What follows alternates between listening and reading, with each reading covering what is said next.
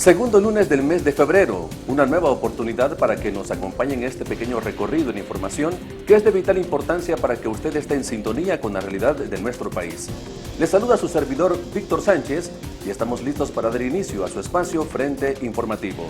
Saludos a quienes nos ven o nos escuchan por las frecuencias de la red de radios comunitarias Voces Unidas de Oriente, entre ellas Radio Iscanal, Segundo Montes, Mangle, Fonseca y Tehuacán. A quienes nos siguen en las plataformas digitales en Canadá, Estados Unidos y Europa y por supuesto aquí en El Salvador. Una calurosa bienvenida en estos días de mucho viento en todo el territorio nacional. Por ello, abríguese muy bien para evitar cualquier resfriado. Comenzamos. Acontecer legislativo.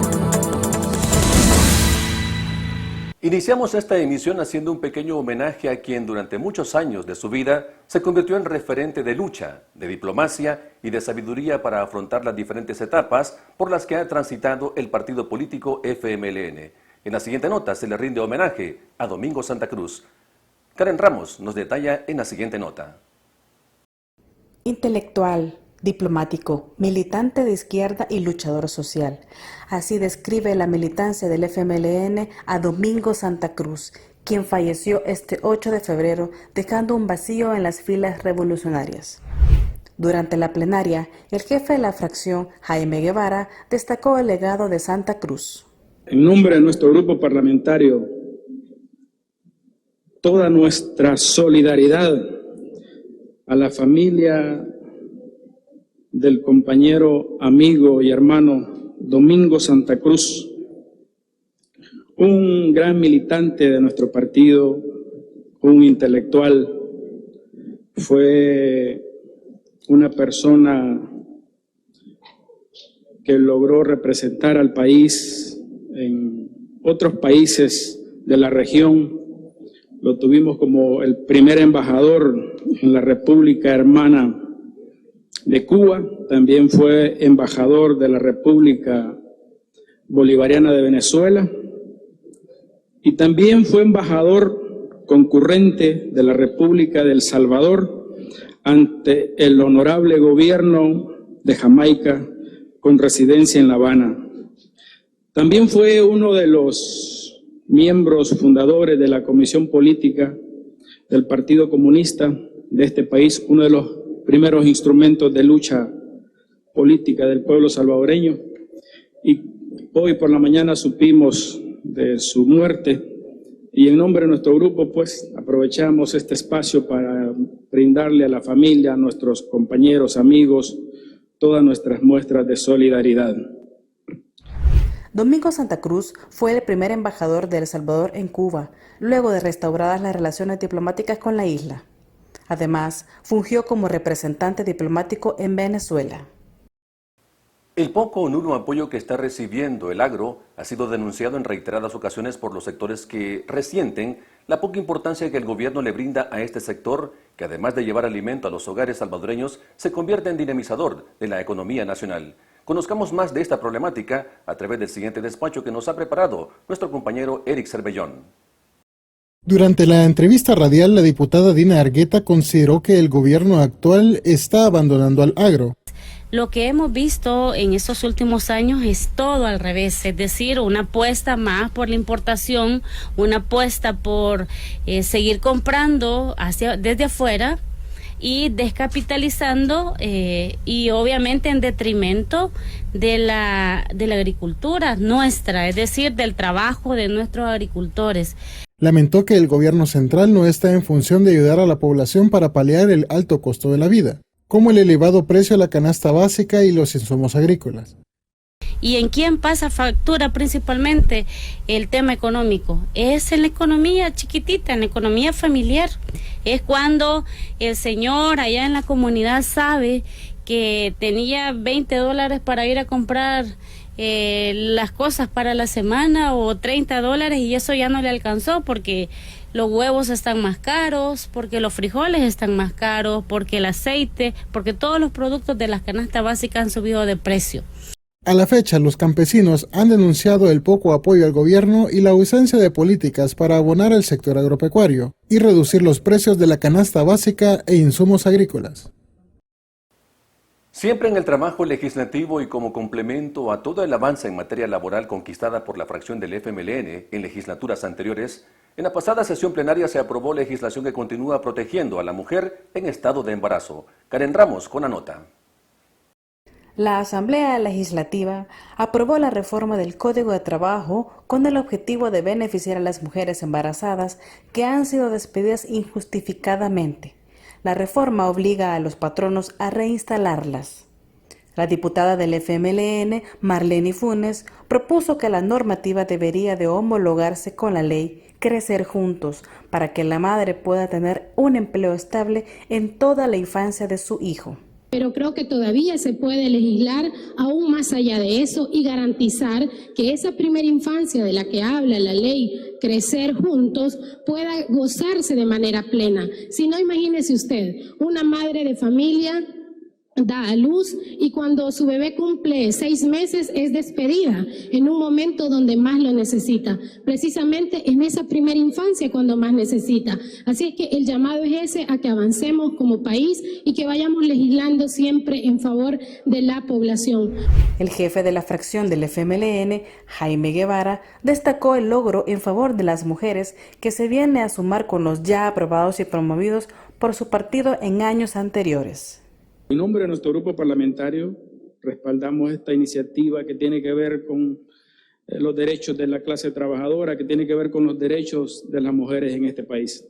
Que esta reforma que ahora se le hace al Código de Trabajo, pues justamente tiene que ver o responde a una inconstitucionalidad por omisión que tuvo o incurrió esta Asamblea Legislativa. Esa inconstitucionalidad pues se dio a conocer en septiembre del año pasado y que ahora pues por fin podemos decir que se ha considerado darle cumplimiento a esta sentencia que ya habíamos incurrido como Asamblea Legislativa. El grupo parlamentario del FMLN destacó que seguirá apoyando leyes y reformas que beneficien a la clase trabajadora.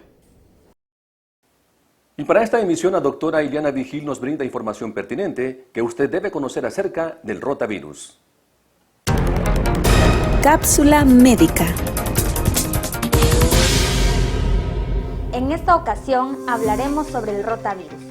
El rotavirus es un virus altamente contagioso que afecta principalmente a niños menores de 5 años y adultos en edad avanzada.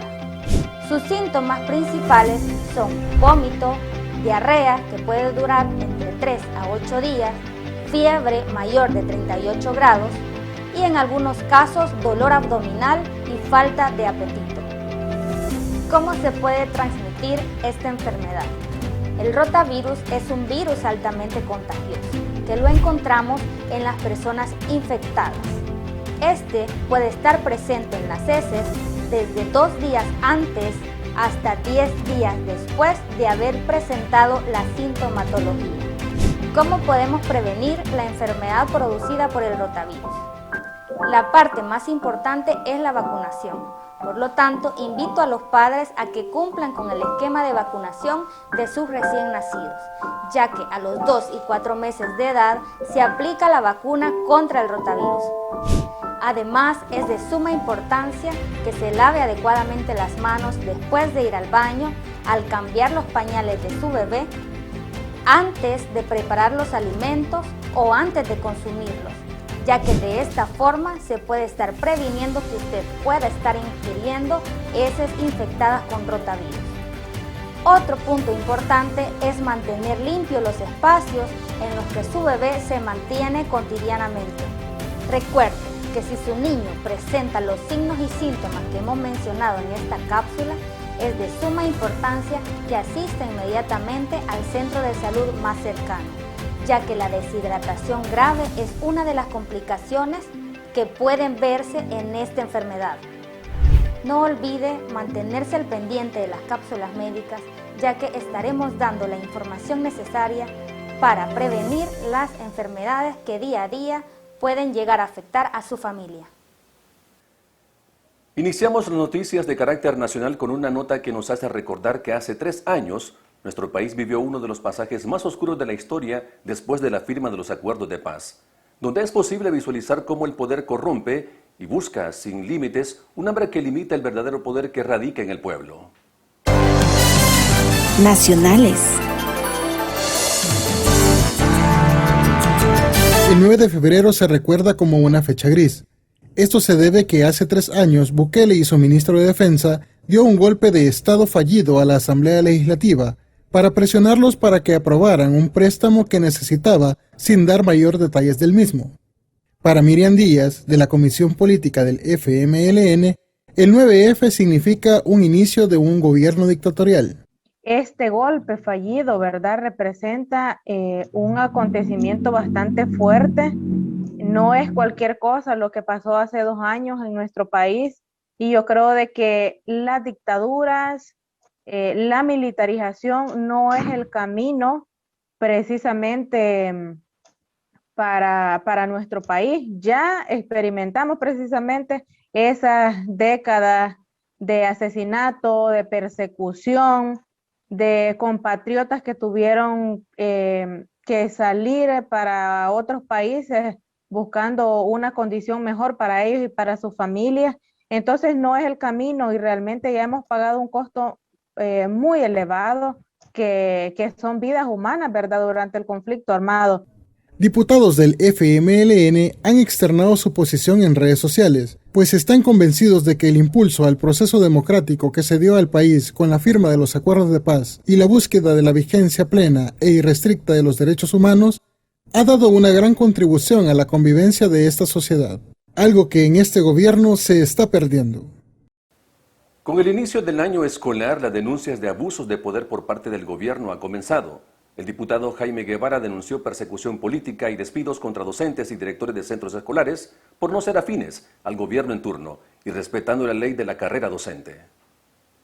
Con toda solvencia, por todas las características, nosotros podemos decir que hay persecución política en los maestros y maestras a nivel nacional. Solo en el departamento de Morazán, en este momento hay incertidumbre en una gran cantidad de maestros y maestras que son directores, subdirectores, directores y subdirectores interinos también, que están en ese limbo, que están en esa incertidumbre porque están amenazados que los van a quitar, los van a remover del cargo, y otros que ya los removieron. Y en este caso nosotros estamos viendo que se están saltando esos pasos que establece la ley, y por el simple hecho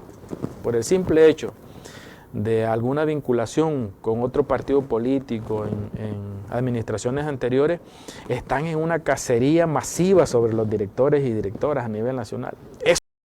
El silencio evidente en los medios de comunicación masivos, sobre todo en radio y televisión, contribuye para seguir ocultando los grandes problemas por los que este gobierno está pasando, haciendo creer que se va por el camino correcto, cuando en la realidad lo que más prevalece es la política de la corrupción y de la no transparencia. La economía salvadoreña continúa teniendo una calificación baja para las calificadoras de riesgo, pese a que el gobierno publicita el pago de deuda pública. Esta situación, según la diputada Anabel Belloso, se debe a que estos indicadores se fundamentan en otros elementos, como los derechos humanos y la seguridad jurídica del Estado. El tema es que este tipo de calificaciones abordan también otros elementos que sin duda mantienen todavía el nivel de nuestro país en una condición cuestionable, porque no solamente son las decisiones en torno económico o el honrar compromisos como el pago de la deuda pública, sino que también en torno a la violación de derechos humanos, en torno a la inestabilidad política del país en torno a la no independencia de las instituciones, no independencia entre órganos de Estado y otras condiciones que se mantienen todavía en nuestro país, que continúan siendo detonantes de violación de derechos humanos y que obviamente también son elementos que se consideran al momento de hacer una evaluación. Además, agregó que la priorización del uso de fondos públicos está en función del despilfarro y no en beneficiar a la economía de las familias salvadoreñas. No vemos tampoco por parte del gobierno un compromiso real en torno al establecimiento de un plan real de ordenamiento de las finanzas públicas. Continúa la lógica de endeudamiento, la no priorización del gasto, gastando cantidades onerosas en rubros que no son prioritarios, como el caso de la publicidad y otras cosas más, dejando de lado la implementación de política pública que pueda responder a las necesidades de la gente en torno a la grave crisis económica que vive. La inflación en los productos de primera necesidad se ubica en un 8%. El gobierno no ha planteado hasta la fecha medidas inmediatas para detenerla. Durante una reciente entrevista en un canal de televisión, el jefe de fracción Jaime Guevara categorizó al presidente Bukele como un funcionario de derecha que representa los intereses de los grupos oligárquicos del país. Un tipo de ultraderecha, Bukele, nosotros lo categorizamos como un sujeto ubicado a la derecha, que está representando los intereses, oiga bien, no del pueblo, no nos perdamos. Hay hasta fotos donde cuando el ahora presidente era candidato, está reunido con altas esferas de este país, es decir, él tiene vínculos con grupos de los dueños de este país. Realizamos ahora un pequeño recorrido en el panorama mundial con nuestra compañera Karen Ramos. Internacionales. Iniciamos el recorrido de esta semana en Bolivia, donde voceros del gobierno informaron que su país ha alcanzado un récord histórico de exportaciones en el último año. El presidente Luis Arce informó que el valor de las exportaciones alcanzó los 13.65 millones de dólares, con un 23.2% de incremento respecto al 2021, dando un paso importante en la reconstrucción económica del país. El director del Instituto Nacional de Estadísticas expresó que ese resultado es gracias a la coherencia de las políticas económicas aplicadas por el gobierno. Entre tanto, la vicepresidenta de Colombia, Francia Márquez, realizó su primera visita oficial a Cuba en el marco de la celebración de la Feria Internacional del Libro de La Habana. La oficina de la vicepresidenta señaló a través de un comunicado que la agenda de trabajo es una oportunidad invaluable para estrechar los lazos de amistad y construir alianzas en torno a objetivos comunes como la integración regional, la justicia racial, la justicia ambiental, la equidad de género, la reactivación económica a través del turismo, la conectividad aérea y marítima, la cultura y la paz. El presidente de Cuba, Miguel Díaz-Canel, llegó este fin de semana a México, donde fue recibido por su colega Andrés Manuel López Obrador. El mandatario mexicano destacó los lazos de amistad y cooperación que unen a ambas naciones. Durante la visita, se abordarán los temas de la colaboración en la salud pública y el suministro de balastro para el Tren Maya. También tratarán asuntos relacionados con el bloqueo de Estados Unidos a Cuba. Acontecer municipal. El recorrido municipal de esta semana lo iniciamos en Jocuaytique, donde la municipalidad presidida por el alcalde Giovanni Sánchez informó que se desarrolló la primera reunión de la mesa intersectorial, en la que se realizó la presentación del proyecto Aumento de las medidas de resiliencia climática en los agroecosistemas, una iniciativa que cuenta con el acompañamiento de la Fundación Segundo Montes y que beneficiará a al menos 400 agricultores y agricultoras del municipio y además brindará la oportunidad laboral a casi una decena de técnicos también de Jocuaytique. En San Antonio Pajonal, el gobierno municipal liderado por el alcalde Walter Martínez llevó a cabo la limpieza de la quebrada situada en el barrio El Calvario, en la cual se realizó chapeo, recolección de desechos y limpieza de canaletas. Durante la jornada, la municipalidad informó que se recolectaron más de 200 desechos no reutilizables, por lo que se destacó que con estas actividades se contribuye a tener un medio ambiente más limpio y sano. Asimismo, se llamó a la población a que evite tirar la basura en las quebradas y que en cambio se concentre en sacar los desechos sólidos los días en los que el grupo de colaboradores municipales realizan la respectiva recolección. En San Esteban Catarina, la municipalidad anunció la ampliación del recorrido del transporte interurbano del municipio bajo la estrategia Más cerca de casa. De acuerdo al gobierno local, liderado por la alcaldesa Lilian Portillo, esta iniciativa surgió a partir de las constantes sugerencias de los habitantes del municipio, dando así respuesta a esta demanda de la población, a quien se le presentó el croquis del recorrido ampliado. Finalmente, en San Fernando, la municipalidad, bajo el liderazgo del alcalde Carlos Álvarez, informó sobre el desarrollo de la jornada de carnetización móvil de los productores de café y el registro de beneficiarios del proyecto Vivi Café. De acuerdo a la municipalidad, la actividad se desarrolló en coordinación con el Consejo Salvadoreño del Café y es parte del apoyo y acompañamiento que la actual administración municipal brinda a este importante sector. Le invitamos ahora a la entrevista Verdad Legislativa. Nos trasladamos al set número 2 para escuchar las opiniones de nuestra invitada sobre temas de coyuntura nacional. La entrevista.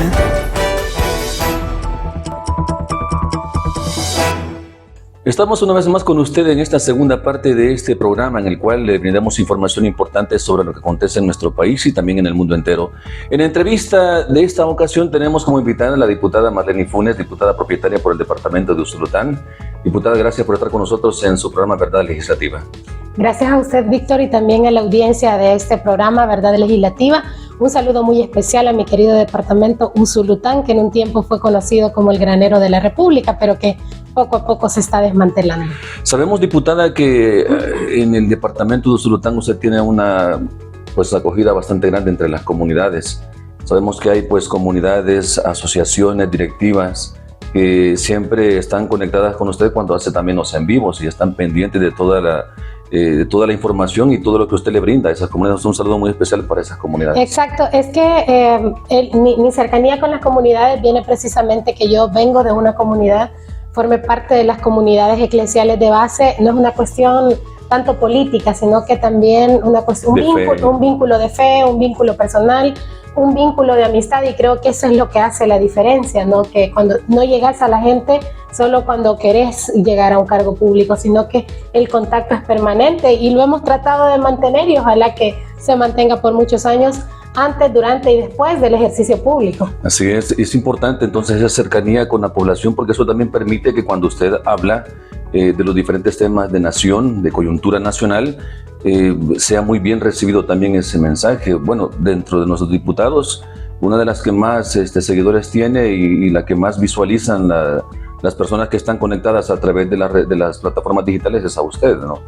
Una de las ventajas de escuchar a la gente es que cuando escuchas a la gente de verdad, cuando hablas con ellos y no solo llegas a hablar y hablar, sino que escuchas, en verdad pones atención con diferentes temas que pasan en el país. Cuando yo tomo la palabra en el pleno legislativo, cuando yo me siento en ese curul, cuando yo enciendo el micrófono, no estoy hablando yo estoy hablando lo que la gente me cuenta allá y no son historias cualquiera, es el día a día de la comunidad. Eso es ir y escuchar, no solo ir a hablar, sino entablar esa conversación, y creo que eso es lo que hace que la gente se sienta identificado. Cuando yo hablo del régimen de excepción, cuando yo hablo de las injusticias que se están cometiendo, cuando yo hablo de la situación económica, no es porque a mí se me ocurrió, es porque yo he ido a escuchar a la gente. Cuando tomo ese espacio y hablo, no lo hago por mí.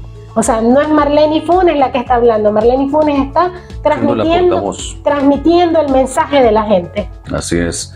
Y el impacto del mensaje es todavía mucho más efectivo cuando se tiene la solvencia moral y de vida para poder afrontarlo.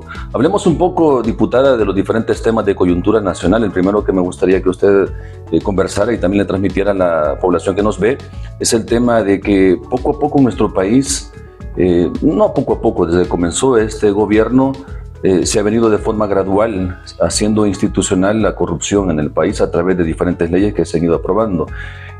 ¿Cómo está esa situación, diputada, ¿no? ¿Por qué podemos decir de que la corrupción hoy es legal en nuestro país? Fíjate que a partir de la llegada de este gobierno, empezó con una asamblea adversa. Entonces la asamblea de alguna manera ponía frenos o ponía algunos requisitos para el uso de los fondos públicos, porque cuando se es funcionario público, el dinero que administras no es tuyo, sino que es de la población, es de la colectividad, sale del pago de tus impuestos, del pago de mis impuestos y del pago de los impuestos de todos. Entonces, la Asamblea Legislativa era una especie como de ente contralor o que vigila y que también daba aviso a las demás instituciones del Estado. A partir de la llegada de la nueva Asamblea Legislativa, debo decirte, la dinámica cambia completamente. Entonces, para aprobar una ley en el país necesitas 43 votos. El pueblo, bien o mal, le dio al partido en el gobierno más de 60 votos entre aliados y partidos afines al presidente. Entonces, de alguna manera, te das cuenta de que inician primero haciendo algunas acciones que no son correctas. En nuestro país, por ejemplo, existía la ley de responsabilidad fiscal que establecía que no podías aprobar un proyecto si este proyecto no tenía financiamiento y había que darle seguimiento a la ejecución de este proyecto. Así funcionaba El Salvador, quizás con defectos, quizás a algunos les gustaba, quizás a otros no, pero hoy el país funciona de una manera diferente, donde al tener el poder total, al tener el poder absoluto, podés manejar las instituciones del Estado y si una ley no te gusta, podés cambiarla porque necesitas 43 votos y si tenés más de 60 votos, obviamente no perdés la oportunidad para hacerlo.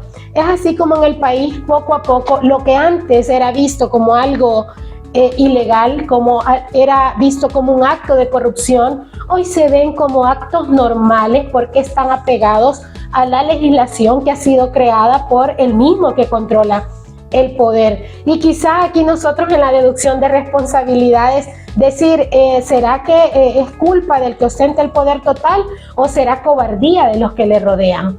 Porque si esta Asamblea Legislativa, por ejemplo, quisiera hacer efectivos los mecanismos de control, pudiera, porque incluso las mismas leyes que se aprueban acá tienen ciertos mecanismos de control que no son completos, pero que se podrían accionar.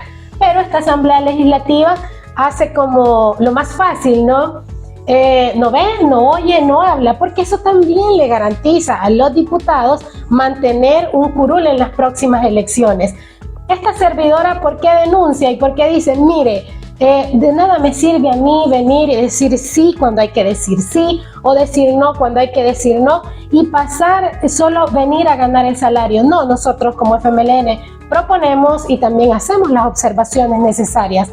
Por ejemplo, en El Salvador se quedó ya aprobado un préstamo para el tema del Hospital Rosales, ¿no? Todos conocemos eso. Ya van 3 diseños diferentes. Pero ¿cómo puedes decir este gobierno no ni entrega el hospital, ni entrega el dinero, no sabemos nada?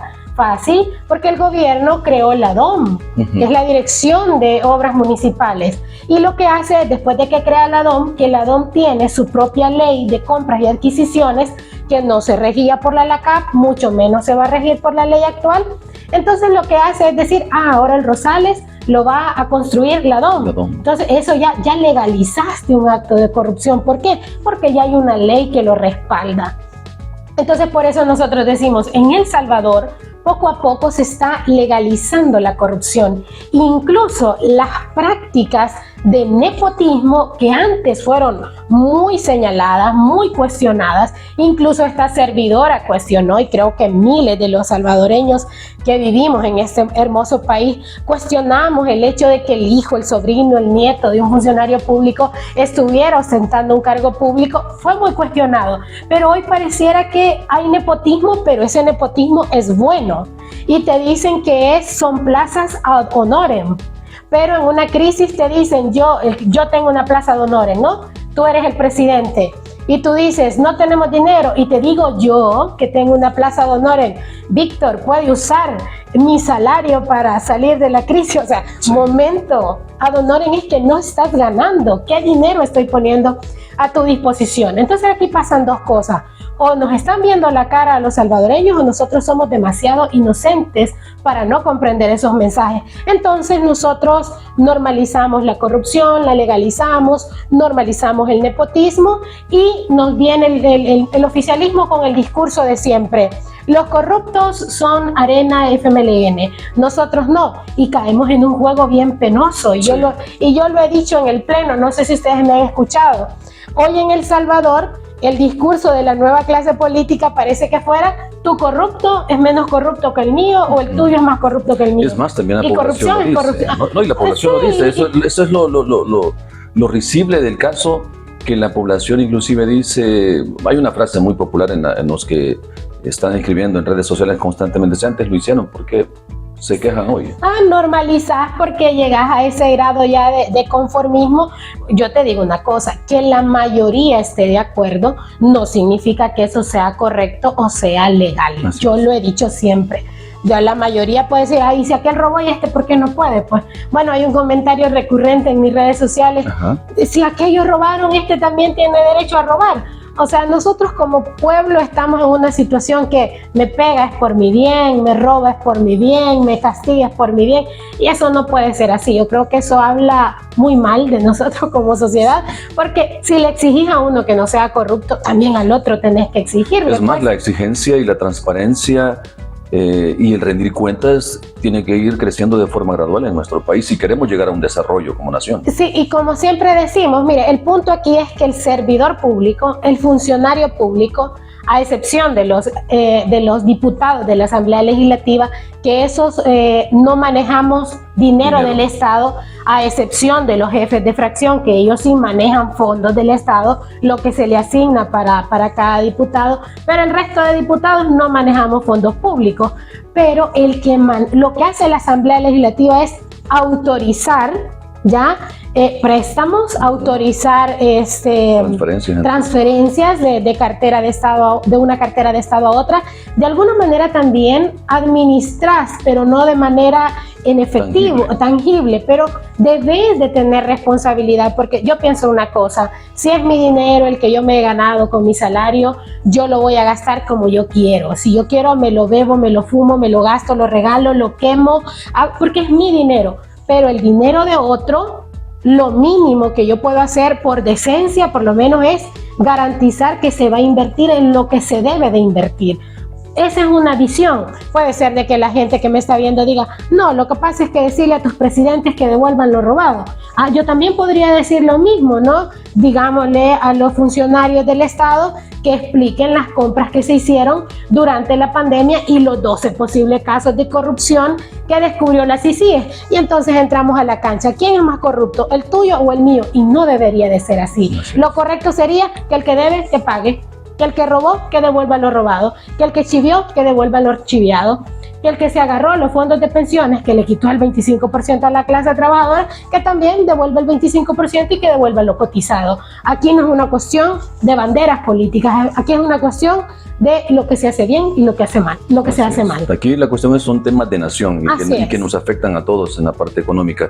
Este tema que estamos hablando va muy relacionado con la falta de transparencia también en las instituciones, no solamente en el Ejecutivo, sino en muchas instituciones del Estado. Hay una falta de transparencia. Hoy nadie puede decir: mire, necesito que me dé esta información porque necesito saber en qué se ha gastado, necesito saber a dónde fue a parar el dinero, por ejemplo, de las ganancias del Bitcoin, si en algún momento hubo ganancia, ¿a dónde está ese dinero? Entonces, hablemos un poco acerca de ese tema, diputada, la transparencia en nuestro país. Y la pregunta sería, Víctor, ¿qué tanto le interesa a la población la transparencia de los fondos públicos en este país? Bueno, durante los gobiernos del FMLN se fomentó y fortaleció el Instituto de Acceso a la Información Pública, la Ley de Acceso a la Información Pública. ¿A la gente le importó? No le importó. ¿Cómo fue que la gente se dio cuenta de los viajes de los ministros, de los viceministros, de los diputados, de las diputadas? Fue a través de oficios presentados por ONGs o por organizaciones sociales que hacían, o sea, el pueblo en sí, la población, la señora que vende tomates, la señora que vende tortillas, nunca ha ido al Instituto de Acceso a la Información Pública y decir: quiero conocer, por ejemplo, los gastos en viáticos de la Asamblea Legislativa. No, porque la gente está pensando en su día a día. Y el oficialismo sabe eso. ¿A quién le interesan esos datos? A quienes pueden publicarlos, a quienes pueden exigir transparencia. Entonces lo que el FMLN hizo fue, aquí está toda la información, vamos a ser transparentes. Y ahí tú veías a diferentes medios de comunicación publicando la lista de viajes, los viáticos, los asesores, los asistentes, y eso generó en la población una percepción, ¿verdad?, de que estos mucho viajan, de que estos mucho gastan. Y yo te quiero decir una cosa, hoy con la reserva de la información pública, y te voy a dar un dato, antes los diputados de la Asamblea Legislativa tenían hasta $12,000 un presupuesto como monto para contratación.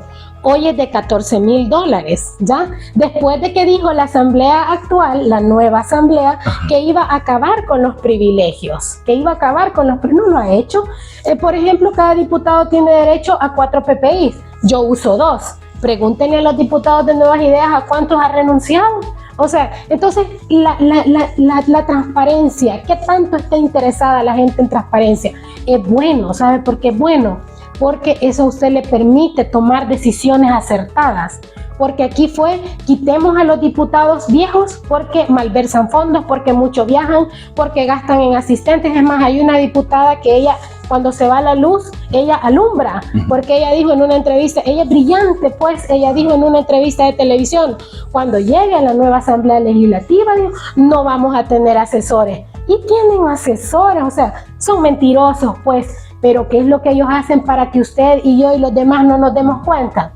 Ocultar la información. Y como dice un dicho muy conocido, ojos que no ven, corazón que no siente. El pueblo no ve que se están gastando su dinero, que se lo están chiviando, que lo están usando en actos de corrupción, pero como usted no ve, usted no siente, usted no critica, usted no dice nada. Entonces, a mayor ocultación de la información, mayor capacidad de la gente de poder opinar y de poder tomar una decisión. Y yo quiero retar a los que me están escuchando. Enumeren cuáles eran esos privilegios de los que gozaba la Asamblea pasada y a cuántos han renunciado los diputados actuales, y entonces hablamos de transparencia y hablamos de corrupción. Y que por cierto también cuando ellos llegaron o antes de llegar a donde están sentaditos decían que ellos iban a luchar contra todo eso, ¿no? Y le voy a poner un ejemplo. La Junta Directiva de la Asamblea pasada en una subasta pública subastó, valga la redundancia, las camionetas que le fueron dadas a la Junta Directiva. Y todos los medios de comunicación diciendo que estos diputados abusivos se habían agarrado las camionetas y no sé qué y no sé cuánto. Entonces viene la Junta Directiva y las vendió, ¿verdad? No sé si ustedes recuerdan eso. ¿Han visto ustedes que estos diputados hayan renunciado a esos carros? Pregunto, porque uno aquí en la Asamblea ve cosas. Entonces, ¿dónde está esa transparencia? ¿Dónde está esos combates a actos antiéticos que supuestamente se daban aquí? Y eso nos lleva a otro dicho muy popular: el que habla de la pera comerse la quiere. Si es que el problema no eran los viajes, el problema no era que aquí se contrataban muchos asesores, el problema era que los contrataba otros. Y viajaban otros. Hoy, como los que viajan son ellos, no hay problema. Y como la gente no ve, no opina, no dice nada. Pero si alguien quiere ir, por ejemplo, los medios de comunicación son los que más van y presentan oficios. Y lo que le regresan es una carta diciéndole: esta información ha sido declarada bajo reserva por los próximos 7 años. Como decimos, tenga para que se entretenga, porque de ahí no pasa. Esa es la realidad que nosotros vivimos. Sí, y quizás aquí en este sentido, un poco abonando lo que dice la diputada, si el gobierno dejara el acceso a la información pública en este momento en manos de todas las personas, el otro año la percepción, o este mismo año, la percepción de cómo está haciendo las cosas el gobierno cambiaría. Seguramente, porque si usted, es que mire, si usted conoce bien su entorno, si usted sabe a lo que se está enfrentando, usted puede tomar mejores decisiones. Pero si usted no ve y lo único que tiene es un bombardeo comunicacional de que estamos haciendo bien las cosas, entonces usted, como está preocupado en su día a día, en sobrevivir, en el alto costo de la vida, en todos los problemas diarios que nosotros tenemos como salvadoreños, usted está preocupado, la gente del campo, que ya viene la siembra de maíz, que luego viene, la gente está ocupada en un montón de cosas, ¿ya? Y no hay ningún medio de comunicación que hoy tenga acceso a los gastos, a los viáticos, a los viajes, a las contrataciones. Como eso no existe, Entonces no hace bulla, no hace ruido, no genera, y esto te puede convertir a la falta de transparencia, a la corrupción y al nepotismo en un cáncer silencioso que poco a poco te está matando, y por encima te ves bien sano, te ves bonito, pero por dentro te está consumiendo, y eso es lo que le está pasando al país. Bien, qué interesante entonces la postura y también la reflexión que nos hace, diputada. Hace poco fue presentado también en la Comisión de Obras Públicas una iniciativa que ha despertado también un poco la preocupación en gran parte de la población salvadoreña, porque todos acostumbrados a utilizar transporte privado a través de plataformas digitales, que obviamente le hizo la competencia a los taxis durante mucho tiempo y bajó los costos en trasladarse de un lado a otro. Pero fue presentada una iniciativa por una asociación de motoristas, ¿no?, de conductores, que dicen de que había que fijarla en $4 la tarifa mínima. Sí, mire, en la Comisión de Obras Públicas es una comisión bastante compleja que emite dictámenes favorables, se firman pero no bajan al Pleno. Así tenemos desde el año 2020 una reforma a la Ley de Transporte Público y Transporte de Pasajeros. Luego tenemos en el 2021 una nueva ley de transporte público y recientemente salió una reforma ahí de esta misma ley. Dos dictámenes que ya están aprobados en la comisión, pero que no bajan al Pleno Legislativo. Por eso digo, es una comisión bastante compleja. Y hoy llegan y dicen, vamos a escuchar a los diferentes sectores para ver el tema de las plataformas digitales que prestan el servicio de transporte selectivo de pasajeros. ¿Qué es lo que nosotros estamos viendo ahí? Ya se llamó, ¿quién los invita? Me imagino el presidente de la comisión. ¿A quiénes invita? Personas afines a ellos. Llega una empresa digital que se llama One, donde dice, mire, nosotros queremos que, por ejemplo, todos los usuarios nos manden el DUI y tener nosotros una base de datos de los salvadoreños que usan nuestra aplicación. Complejo, ¿no? Que tú estés regalando tu información a diestra y siniestra y sin ningún control estatal. Eso es un poquito peligroso. Luego llaman a esta asociación de motoristas, que ellos se han agrupado, no son todos los del país, debo decirlo, sino que es un grupo de personas que tienen objetivos en comunes y problemas en comunes. Y ellos traen una propuesta que, a mi juicio, como lo externé en la comisión, no es acorde a nuestra realidad, porque si bien, como usted lo ha mencionado, Víctor, ¿cuál ha sido el éxito de estas plataformas digitales? Por la comodidad, por lo barato y por lo seguro, ¿verdad? Entonces usted llega más rápido, le cobran menos, entonces usted opta por este medio de transporte. Pero si usted, su propuesta como motorista es, póngale $4 mínimos, no importa la distancia recorrida, ahí ya se complicó. Sí. Y complicó también a los usuarios. Y dice, también queremos que por kilómetro recorrido sean 75 centavos de dólar que me va a pagar. Y va a empezar a correr desde que yo inicio, es decir, desde que la aplicación me dice, por ejemplo, usted está acá en la asamblea, pero el Uber está en Metrocentro. Usted va a empezar a pagar desde que empezó a correr el de Metrocentro para acá, de ida y vuelta, o ya hasta donde lo va a llevar. Porque en ese tiempo, dicen ellos, nosotros hemos gastado combustible, y puede ser que sea cierto, pero es bastante excesivo el precio. No hay un documento base, no tenemos un documento base para estar estudiando. Nosotros como FMLN es bien complicado decir, aquí tenemos una propuesta, porque todas las propuestas que nosotros llevamos dicen no pasan o no las agendan. Entonces yo creo que lo que se debe de pensar en este tema, como bien se lo decíamos a los motoristas, todos somos salvadoreños. Y ellos andan luchando por sobrevivir. Así es. Aquí las grandes ganadoras son las multinacionales, que no sé si son transnacionales o son multinacionales, porque al final es una aplicación digital que vos andas en tu teléfono y que no sabes ni quién es el dueño, ni dónde tiene la sede, no sabemos muy poco. E incluso me atrevería a decir que todavía estamos en esa telaraña de nombrarles jurídicamente qué son y de establecer quiénes son los responsables de estas aplicaciones. Los motoristas andan ahí porque a la falta de empleo, bueno, algunos tienen que alquilar vehículos para poder prestar este servicio, pero el mayor porcentaje se lo lleva la aplicación. O sea, también aquí esta nueva ley o este embrión de ley que salga de esta comisión debería de ser una ley donde los salvadoreños no salgamos perjudicados, es decir, ganar, porque el dueño del vehículo es su medio de vida. O sea, de eso vive, de eso come. Y el que usa el servicio lo hace también por comodidad y por necesidad, ¿verdad? En esta parte, diputada, sí se necesita, como usted lo decía, un análisis un poco más técnico, porque yo que también en algún momento he recurrido a estas aplicaciones para poder trasladarme, entre más es el costo, por ejemplo, de un viaje, más también la cuota que le cobra la aplicación al motorista. O sea, si lo dejan estandarizado en $4, también va a ser aplicado a esos $4 lo que la aplicación le va a cobrar en cuestión de ganancia también para ellos. Es que yo entendía y trato de entender, la propuesta va encaminada de la siguiente manera. Pongo un ejemplo. Por ejemplo, tú pides un transporte de aquí a Metrocentro, digamos. Entonces te dice la aplicación que te cobra $2, ¿verdad? Así es. Entonces la legislación, la propuesta que ellos hacen es que la legislación vaya establecida que aunque la aplicación te diga $2, pero por ley en El Salvador tu tarifa mínima es de $4. Tú pagarás a la aplicación $2, pero tendrás que pagar el excedente al motorista o al dueño del vehículo. O sea, hasta hacer llegar a $4 la tarifa mínima.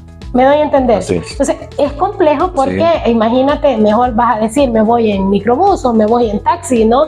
Y ya dejo de usar la aplicación. Entonces, por eso yo digo, ¿cómo lograr que, porque el trabajador, el motorista, pone su fuerza de trabajo, pone su vehículo, pone combustible, y la aplicación lo único que hace es mandarte el cliente y se queda con un buen porcentaje de la ganancia, prácticamente sin hacer casi nada, ¿verdad?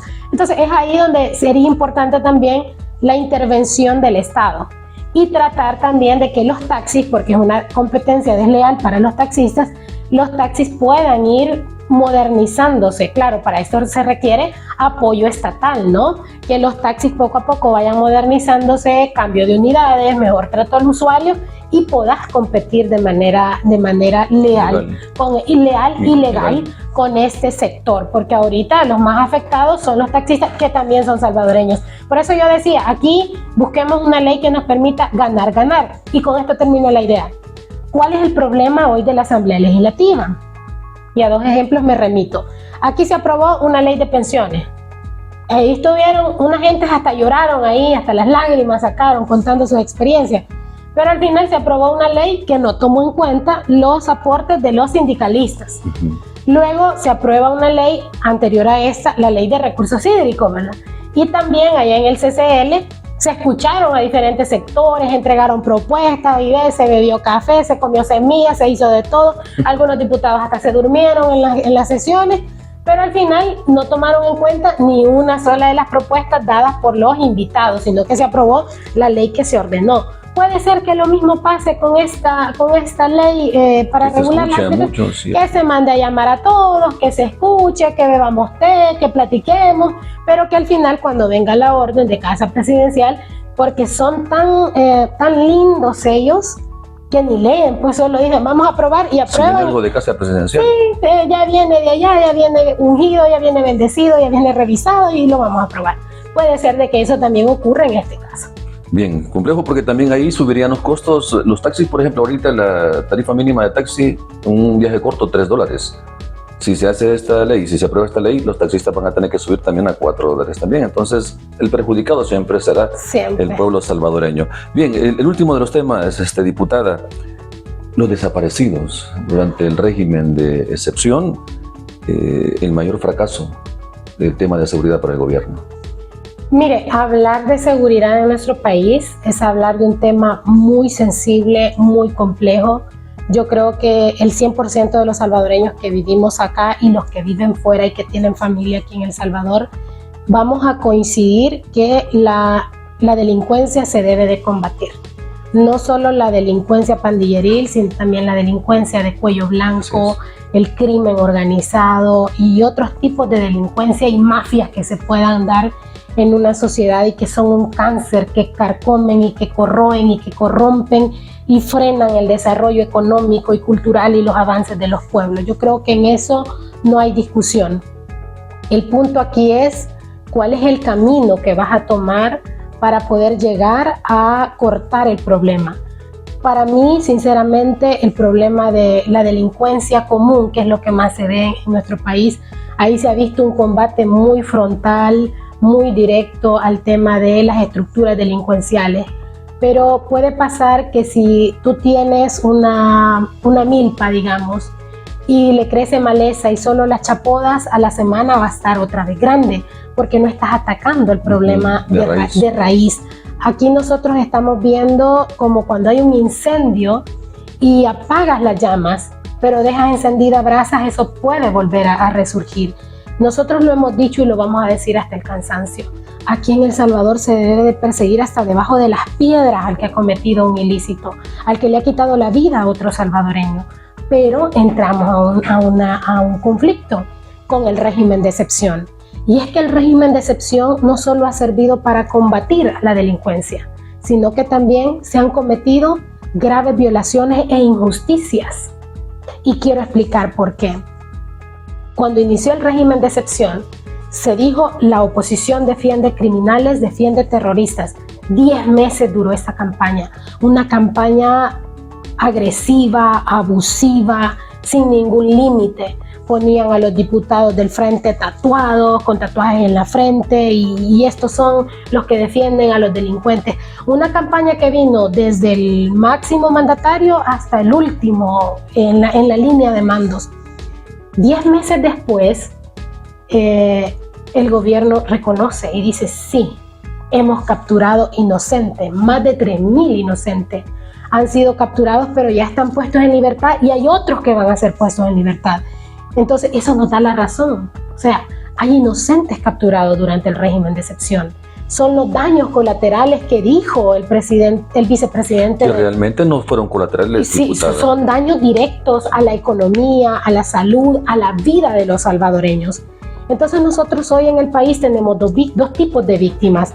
Las víctimas de la delincuencia común, que estos alcanzan justicia cuando el delincuente, cuando el infractor es capturado y paga y purga su pena. Ahí alcanzas justicia. Y si hay que pedir reparaciones civiles, también ¿a quién se las exigís? Al que cometió el delito. Y hoy en El Salvador hay víctimas del Estado. Entonces, ¿quién responde ante las víctimas del Estado? ¿Cuándo estas víctimas del Estado van a tener justicia? El día que el Estado no solo reconozca la captura de inocentes, sino también repare los daños causados. Porque se ha confundido por manejo publicitario que la seguridad en el país es solo que no hayan homicidios. Esa es una parte fundamental y esencial. Eso es fundamental, pero no es lo único. Para que hablemos de un país totalmente seguro, tú y yo tenemos que tener la certeza de que en este país vamos a gozar de las libertades y derechos fundamentales necesarias que me permitan el pleno goce del desarrollo. Esa es la verdadera seguridad de mi persona como ser humano y como habitante de esta república. Eso es la verdadera seguridad. Es bueno, es importante la reducción de homicidios, pero la reducción de homicidios en el país venía desde antes del régimen de excepción.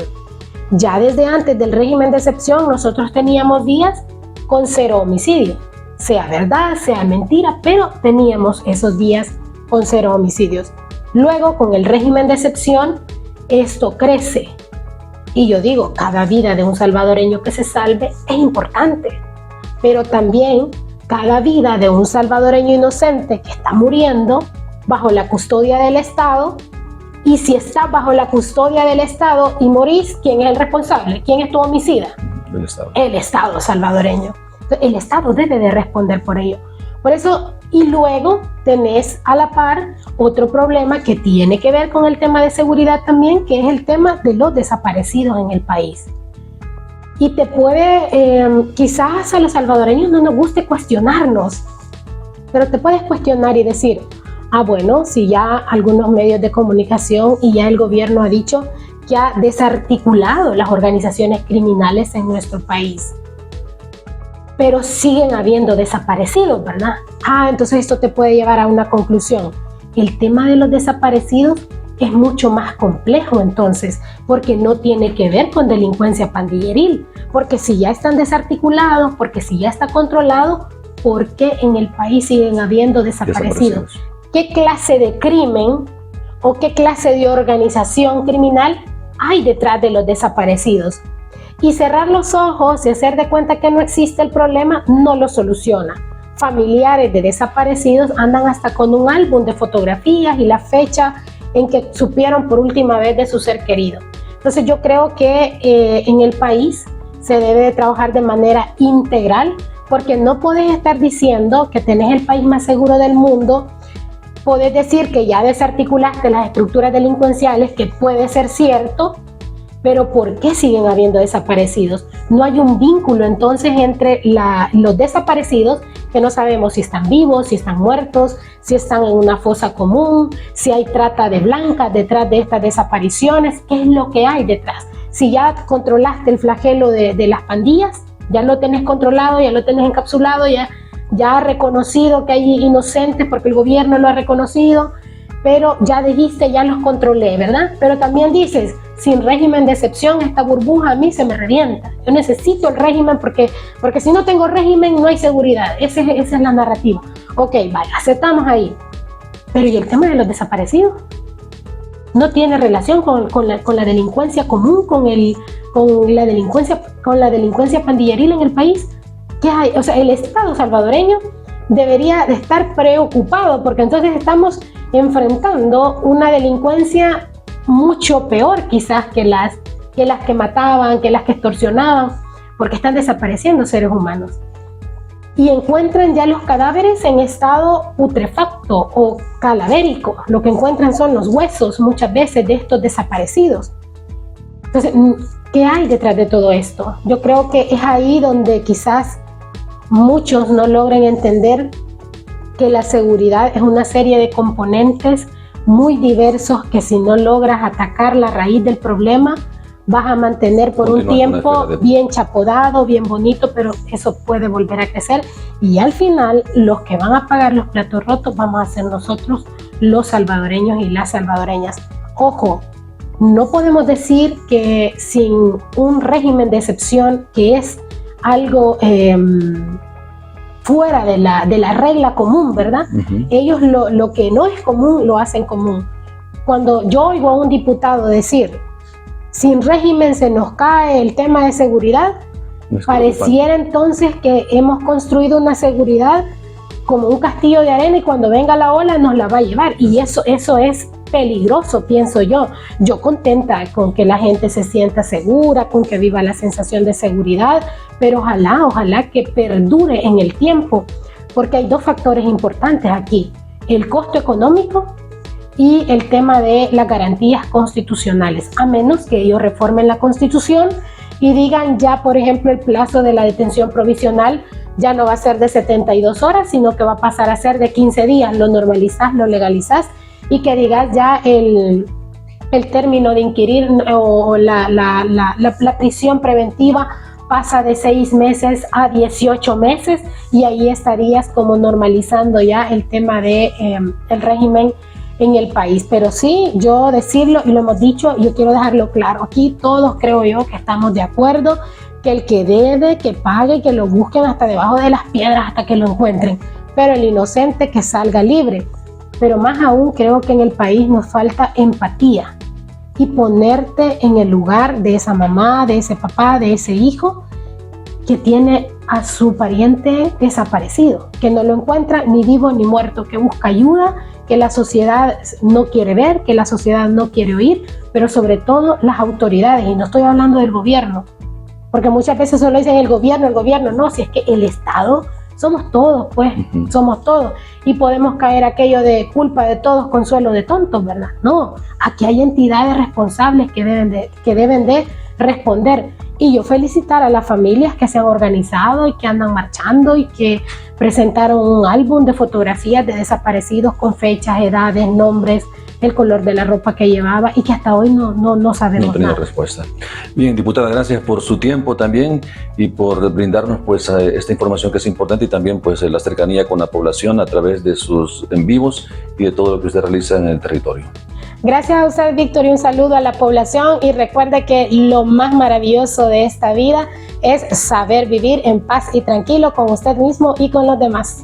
Bien, agradecemos a la diputada Marlene Funes. Regresamos al set número 1 para el cierre de este programa. Y bien, hemos llegado al final de esta emisión. No me queda más que agradecer su fiel sintonía e invitarle a que nos acompañe en la próxima emisión. Recuerde abrigarse muy bien y protegerse para evitar cualquier enfermedad de carácter respiratorio. Le acompañó en la conducción Víctor Sánchez. Feliz noche.